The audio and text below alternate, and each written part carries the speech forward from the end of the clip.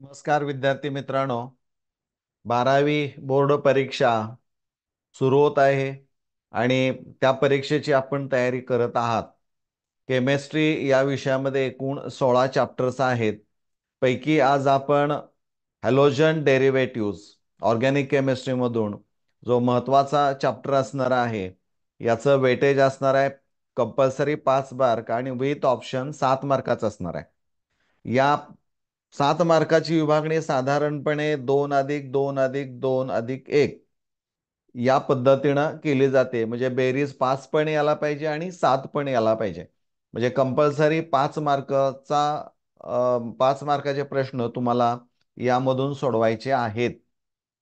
आता या परीक्षेसाठी हॅलोजन डेरिव्हेटिव्हची तयार करत असताना कोणत्या पॉइंट्सकडं तुम्ही लक्ष केंद्रित केलं गेलं पाहिजे आणि ते कसं लक्षात ठेवायचं, त्यावर कशा पद्धतीचे प्रश्न विचारले जातात, या अनुषंगानं आज आपण इथं चर्चा करणार आहोत. हा व्हिडिओ सुरुवातीपासून शेवटपर्यंत पहा. आवडला असेल तर तो लाईक करा, शेअर करा आणि नोटिफिकेशन आयकॉन बेल जी असणार आहे ती प्रेस करायला विसरू नका. फिन-केलिस्टन रिॲक्शन. फिन-केलिस्टन रिॲक्शन ही लक्षात ठेवायची असेल तर सगळ्यात सोपं आहे.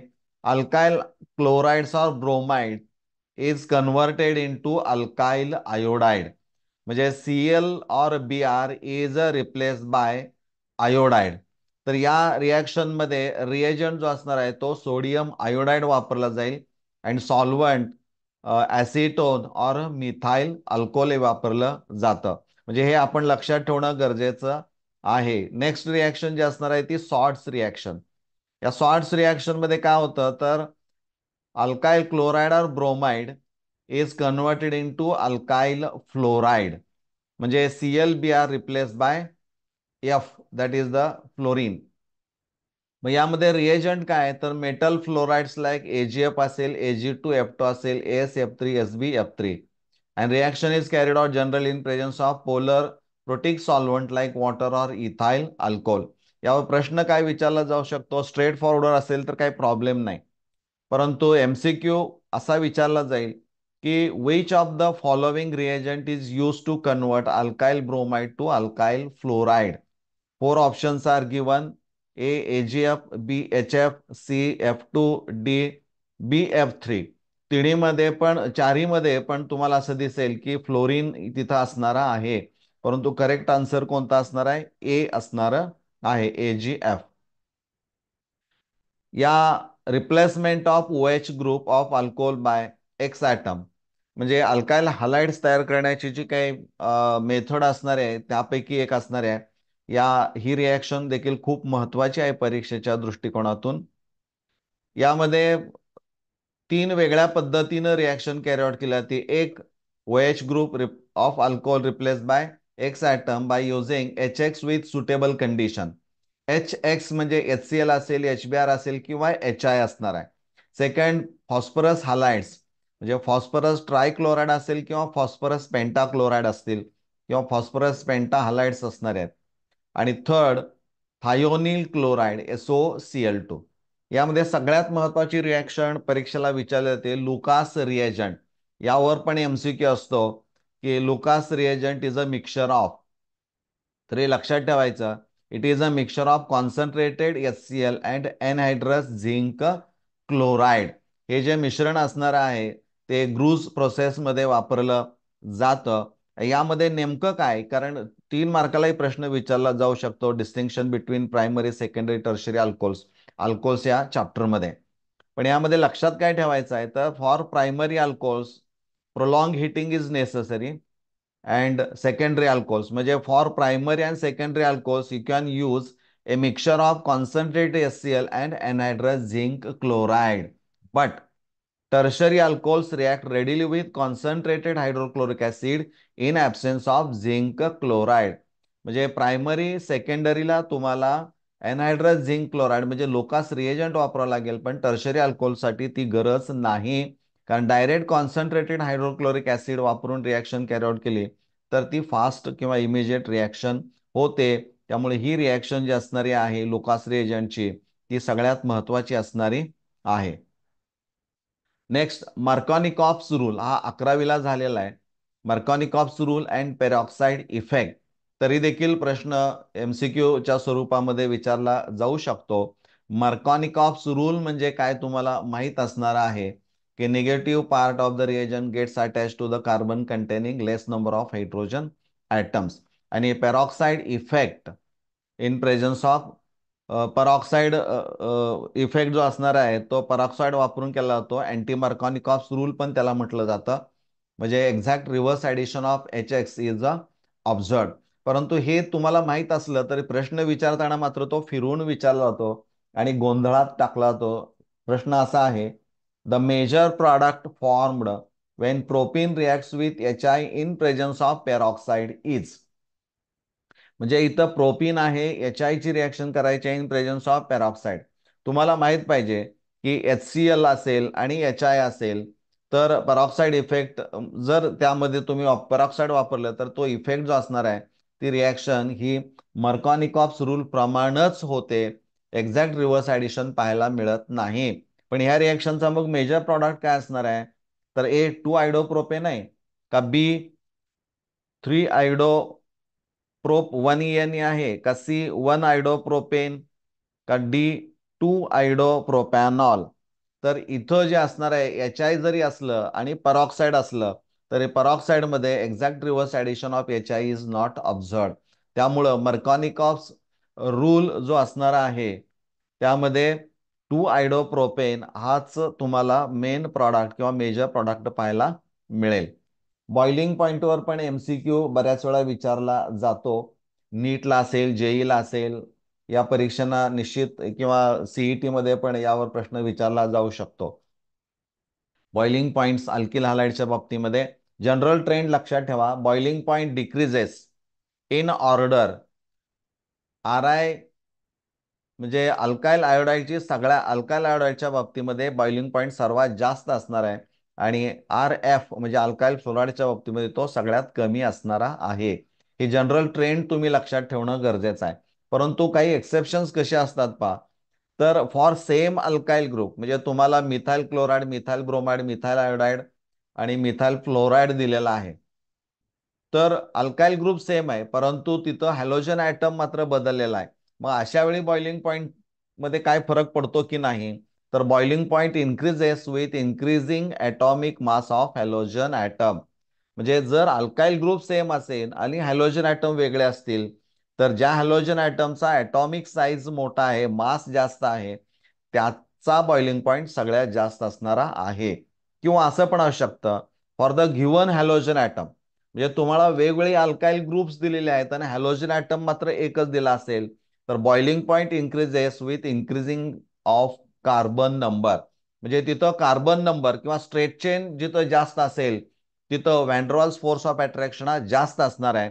आणि जिथं सरफेस एरिया कमी असणार आहे म्हणजे ब्रांच्ड अल्काइल ग्रुप असतील तर मग मात्र तिथं व्हॅन फोर्स ऑफ अट्रॅक्शन कमी असेल, त्यामुळे तिथं बॉइलिंग पॉईंट हा कमी असणारा आहे. म्हणजे हे गोष्ट लक्षात ठेवणं गरजेचं आहे.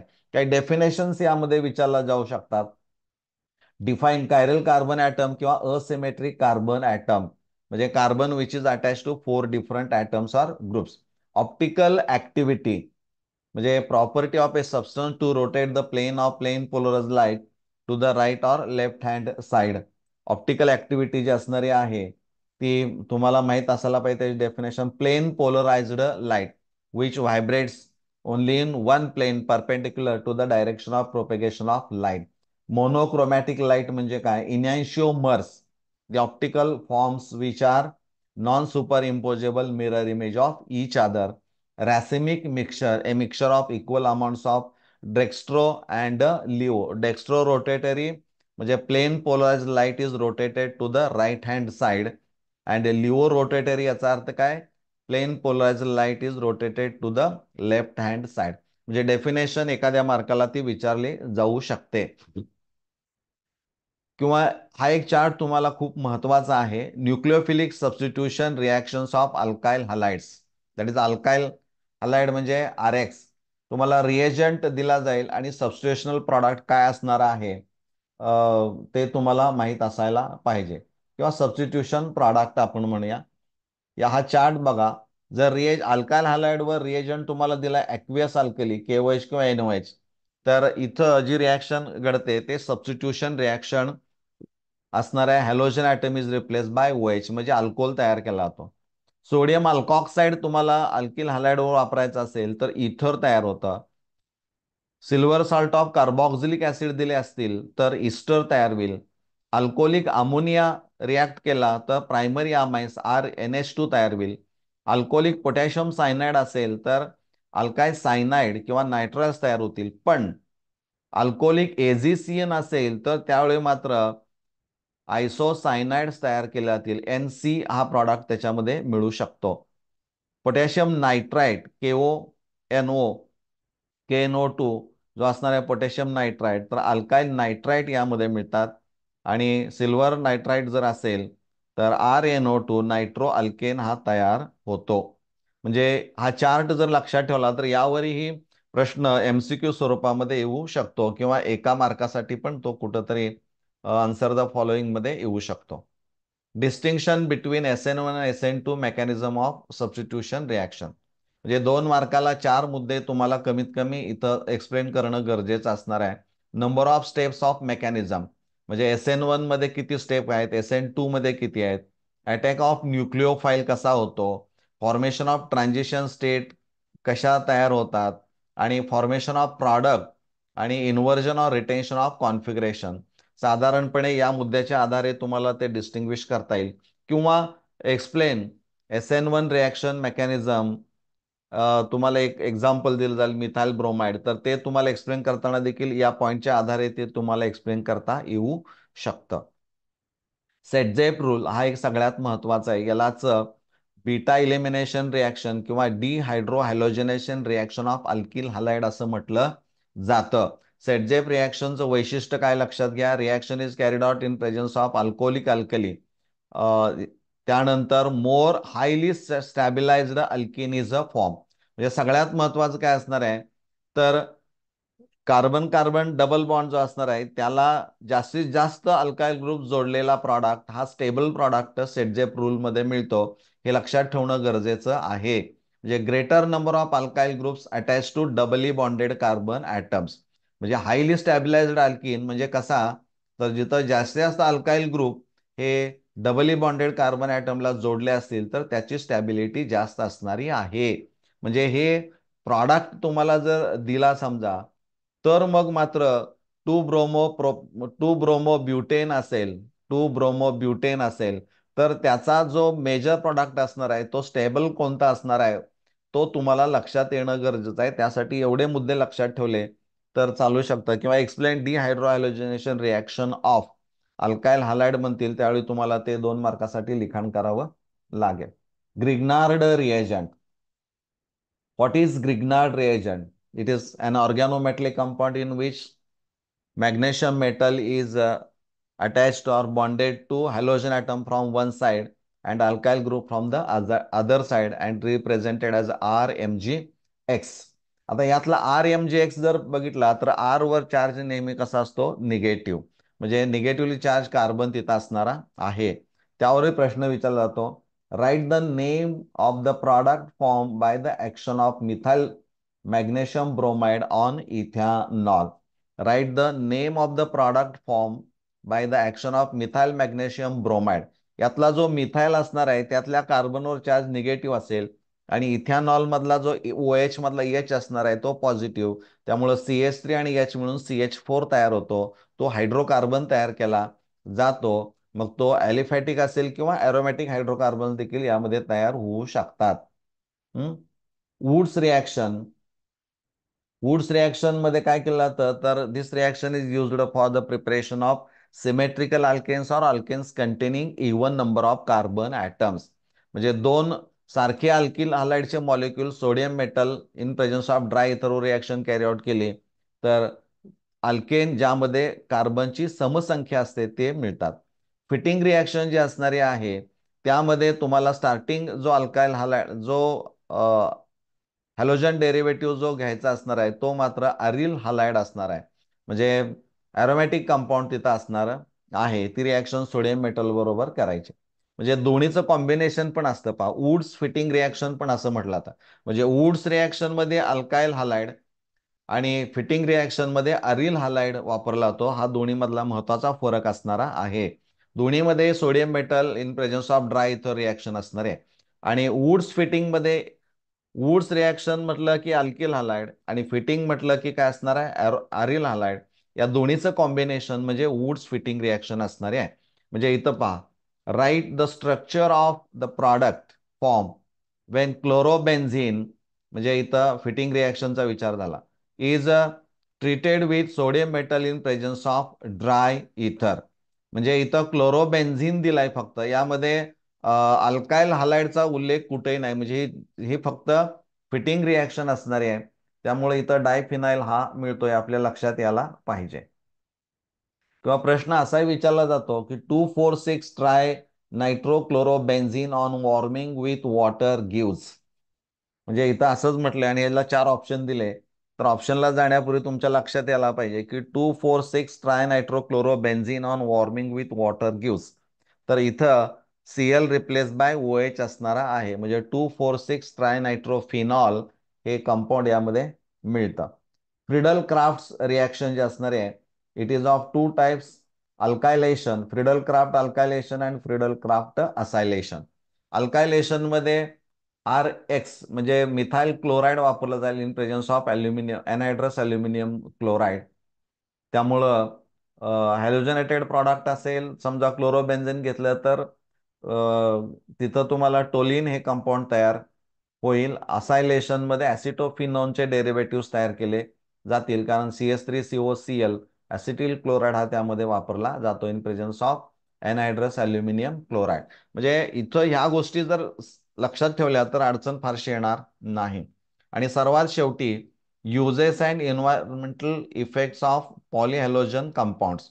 मग ते CH2Cl2 असेल, मिथिलीन डायक्लोराइड असेल किंवा डायक्लोरोमिथेन असेल, ट्रायक्लोरोमिथेन असेल, क्लोरोफॉर्म असेल किंवा कार्बन टेट्राक्लोराइड असेल किंवा फ्रिऑन, विशेषतः फ्रिऑन 12 चा वापर CFC ज्याला आपण म्हणतो, ते त्याचा काय उपयोग केला जातो, म्हणजे वापर कशासाठी आणि त्याचा वातावरणामध्ये नेमका काय इफेक्ट होतो ते पण तुम्हाला माहीत असणं गरजेचं आहे.